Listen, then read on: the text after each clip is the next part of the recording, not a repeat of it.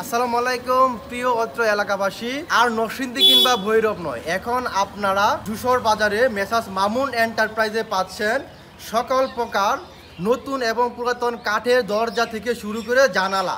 আসুন একটু আপনাদেরকে দেখাই। এই যে এখানে দেখতে পাচ্ছেন একটি খুব সুন্দর একটি ডিজাইনের দরজা।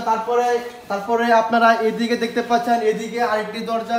এমনকি এখানে এই যে এটি কিন্তু সম্পূর্ণ শিপের একটি দরজা। তারপরে এই যে দেখেন এদিকে আছে একটি কাঠের দরজা।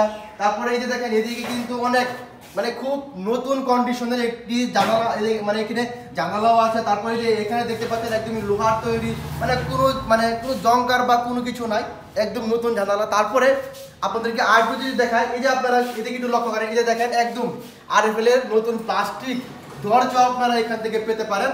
তারপরে এই যে দেখতে পাচ্ছেন এখানে দেখেন আপনাদের এই বিল্ডিং বা যে ঘর থাকুন না, সে ঘরে কিন্তু আপনাদের কাঠের দরজা লাগানোর জন্য যে চৌকাঠ প্রয়োজন হয়, এই দেখেন সেখানে অনেক চৌকাঠ রয়েছে।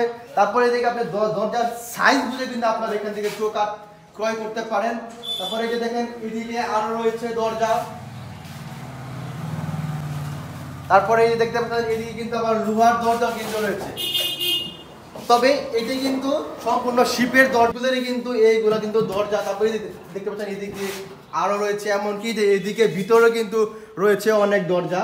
তো নতুন আরএফএল এর প্লাস্টিকের দরজা এখান থেকে আপনারা সরাসরি পাইকারি এবং খুচরা ক্রয় করতে পারেন।